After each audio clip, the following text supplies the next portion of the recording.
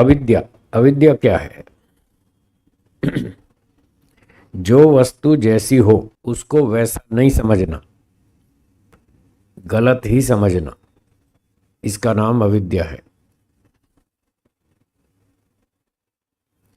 संसार में आप जिन वस्तुओं का प्रयोग करते हैं वो जड़ वस्तुएं हैं। रोटी, कपड़ा, मकान, स्कूटर, कार में सोना, चांदी, बंगला, कंप्यूटर, मोबाइल फोन इत्यादि, ये सारे जड़ पदार्थ हैं। इन चीजों से आप सुख लेते रहते हैं।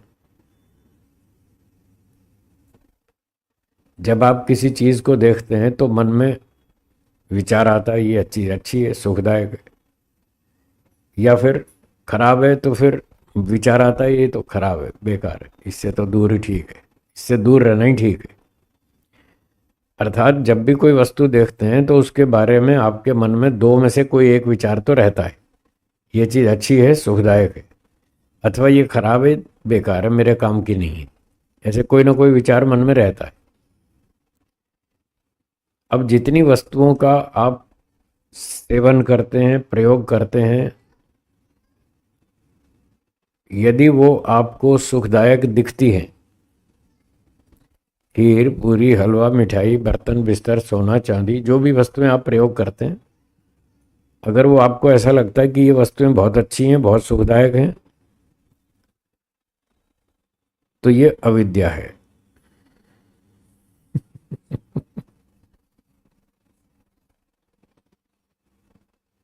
क्योंकि वो वस्तु जैसी है आप उसको वैसा नहीं समझ रहे, आप गलत समझ रहे हैं। जिस वस्तु को आप ऐसा मानते हैं ये सुखदायक है, कितने प्रतिशत सुखदायक मानते हैं? 100%। जबकि वो 100% सुखदायक नहीं है, इसीलिए अविद्या कह रहा हूं। वो वस्तु 100% सुखदायक नहीं है और आप उसको 100% सुखदायक मान रहे हैं। ऐसी नज़र से देख रहे हैं उस चीज़ को, ऐसी दृष्टि से देख रहे हैं कि ये वस्तु तो बहुत अच्छी है, और जाएंगे मॉल में और फटाफट खरीद लेंगे।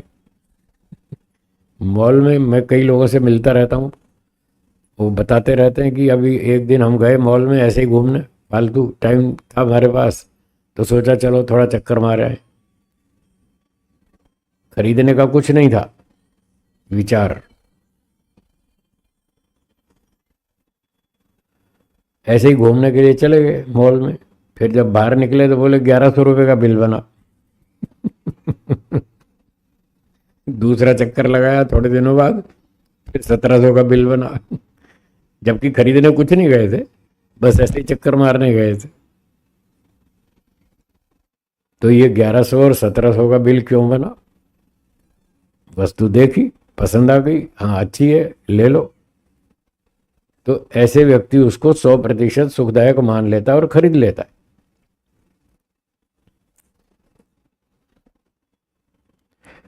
कभी कभी मैं भी जाता हूँ मॉल में और ऐसे ही जाता हूँ खाली चक्कर मारने और 10 पैसे का सामान नहीं खरीदता, बस चक्कर मार के आ जाता हूँ, खरीदता कुछ नहीं। देख आता हूँ यहाँ क्या बिक रहा है, कैसे कैसे लोग सोचते हैं, कैसे कैसे लोग सामान बनाते हैं, कैसे कैसे बेचते हैं, क्या क्या खरीदते हैं। लोगों के मनोविज्ञान का अध्ययन करने के लिए मॉल में जाता हूँ, शॉपिंग करने नहीं जाता। मेरा सब्जेक्ट है साइकोलॉजी, दर्शन, मनोविज्ञान मेरा सब्जेक्ट है, इसलिए उसके अध्ययन करने के लिए जाता हूँ। तो मुझे बहुत कुछ बातें वहाँ समझ में आती हैं कि लोग क्या क्या सोचते हैं, क्या खरीदते हैं, क्या बेचते हैं, क्या खाते हैं, कैसे कपड़े पहनते हैं, कैसे जीवन चलाते हैं, उनसे उनकी क्या क्या समस्याएं पैदा होती हैं, वो सब मुझे अध्ययन करने को मिलता है, इसलिए जाता हूँ, खरीदता कुछ नहीं। तो जब व्यक्ति देखता है हाँ ये वस्तु अच्छी है, सुखदायक है, 100% सुखदायक है, तो ये मानकर वो खरीद लेता है। जीवन चलाने के लिए आप वस्तु खरीदें तो कोई आपत्ति नहीं है, ज़रूरी है जीवन रक्षा के लिए। जीवन रक्षा के लिए मैं भी कुछ शॉपिंग कर लेता हूँ। मुझे ब्रश चाहिए, टूथपेस्ट चाहिए, कोई शेविंग क्रीम चाहिए, ब्लेड चाहिए, रेज़र चाहिए, ऐसे छोटा मोटा जो मेरे ज़रूरत का सामान है वो मैं खरीद लेता हूँ। बाकी ऐसे ही चक्कर मार के आ जाता हूँ सब घूम घाम करके। तो ज़रूरत की चीज़ खरीदें, उसमें कोई आपत्ति नहीं है, उसमें कोई अविद्या नहीं है। अविद्या तब आती है जब वो 100% सुख दिखाई देता है उसमें, तब उसमें 100% सुख देने से वो अविद्या कहलाती है। तो ये अविद्या जब तक बनी रहेगी तब तक उससे संस्कार बनते रहेंगे, राग द्वेष भी बनेगा। फिर राग होगा, फिर चीज़ खरीदेंगे, फिर उसका सेवन करेंगे, फिर सुख मिलेगा, सुख के फिर संस्कार बनेंगे, फिर उससे अविद्या और बढ़ेगी। बस ये चक्र चलता रहेगा। तो हमें इस अविद्या को समझना होगा। जो वस्तु जैसी है उसको ठीक ठीक वैसा समझे तो है विद्या। और वस्तु कुछ और है और समझ रहे हैं कुछ और, उसका नाम है अविद्या। जैसे जड़ वस्तुओं की स्थिति है ऐसे ही चेतनों की भी है।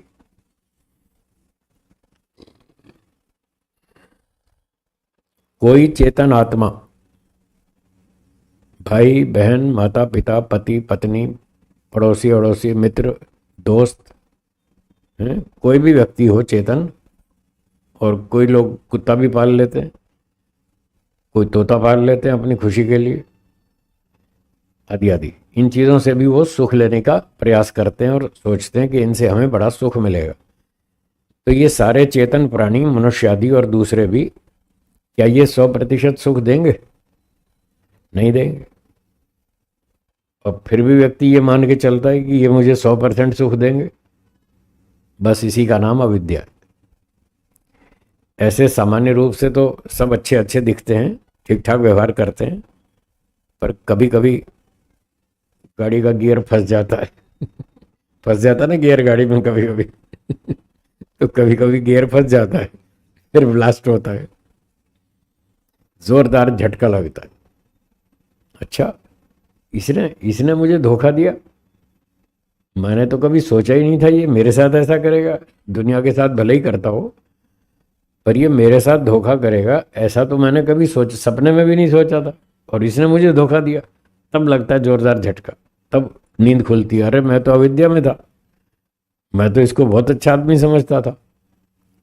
वही तो अविद्या थी जो आप इतना अच्छा समझते थे, जितना अच्छा वो था नहीं। हमारे गुरुजी कहते थे, एक एक व्यक्ति में क्रोध का ज्वालामुखी बैठा है, चुपचाप बैठा है वो, बस थोड़ा सा तीली लगाने की देर है, ऐसा भड़केगा वो ज्वालामुखी की तरफ फूटेगा उसका लावा। ऐसा एक एक आदमी के अंदर इतना क्रोध भरा पड़ा है गुरुजी ऐसा बताते थे। और ये बात सही भी है। आप थोड़ा सा किसी को छेड़ के देखो, फिर देखना क्या रिएक्शन आता है उसका। तो कोई जीवात्मा आपको 100% सुख नहीं देने वाला। फिर भी यदि आप ऐसा मान के चल रहे हैं कि ये मेरा मित्र है, मेरा साथी है, मेरा भाई है, मेरी बहन है, ये मुझे पूरा सुख देंगे, तो ये अविद्या है। तो जब तक ये अविद्या बनी रहेगी अंदर, तब तक इससे राग उत्पन्न होगा।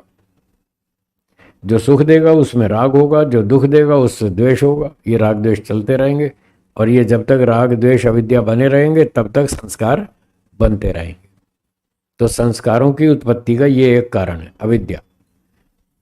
महर्षि दयानंद जी ने कहा, अविद्या का नाश और विद्या की वृद्धि करनी चाहिए, इसलिए इस अविद्या का नाश करें।